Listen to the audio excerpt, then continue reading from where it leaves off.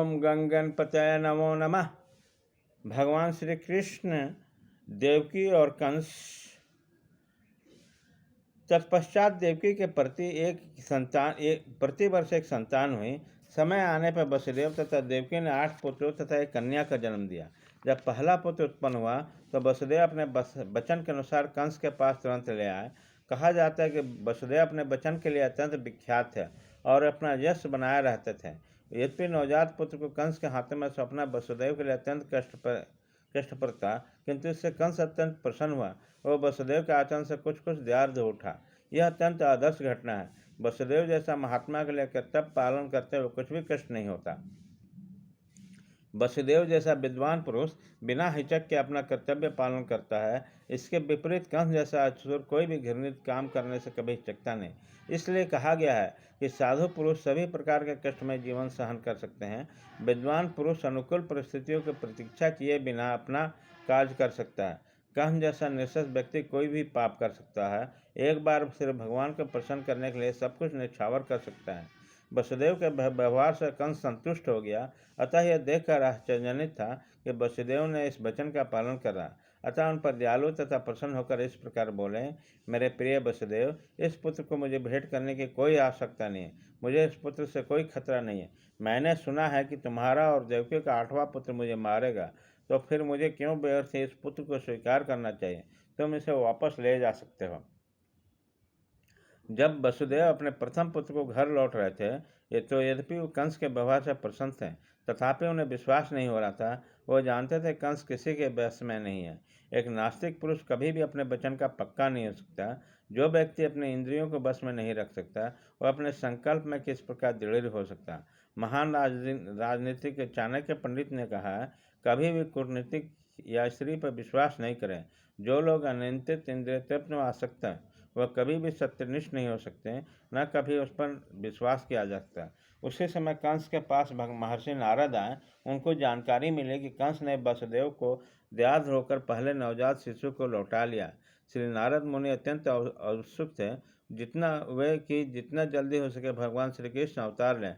अतः उन्होंने कंस को सूचित किया कि एक और वृंदावन में नंद महाराज जैसे महापुरुष ग्वाल तथा ग्वालों की पत्नियां दूसरे वसुदेव, उनके पिता सुत्रसेन, यदुवंशी वृष्णिकुल में उत्पन्न उनके सारे संबंधी तथा मित्र एवं शुभचिंतक सभी वास्तव में देवता हैं।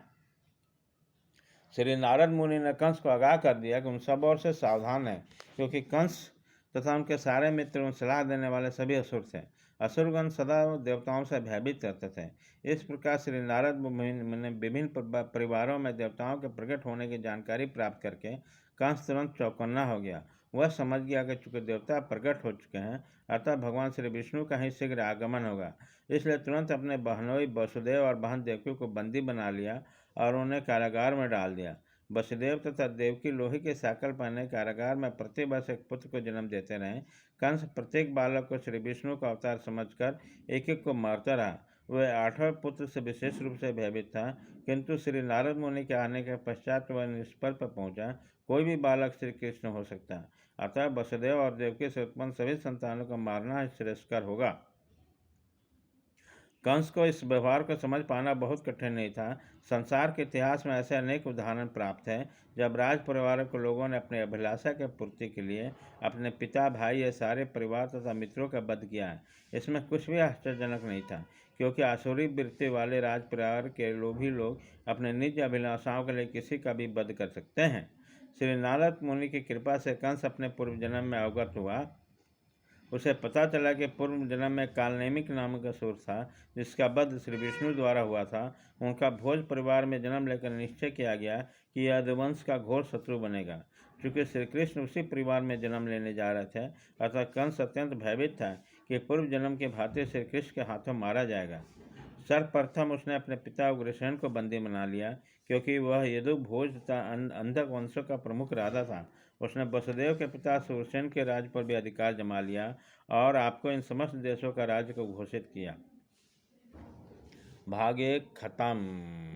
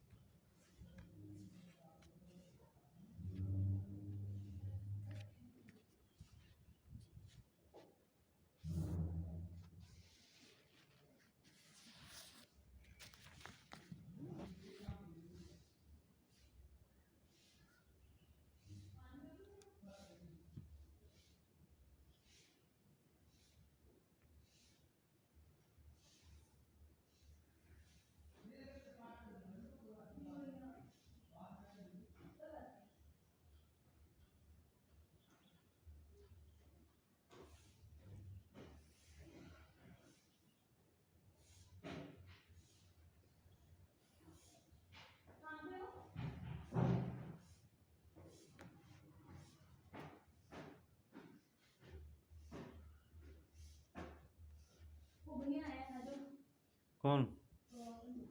ये नीचे, जिन्होंने नीचे देखा था कमरा। अच्छा। एडवांस की बात कर लेना। हम्म। एडवांस की बैठ गई।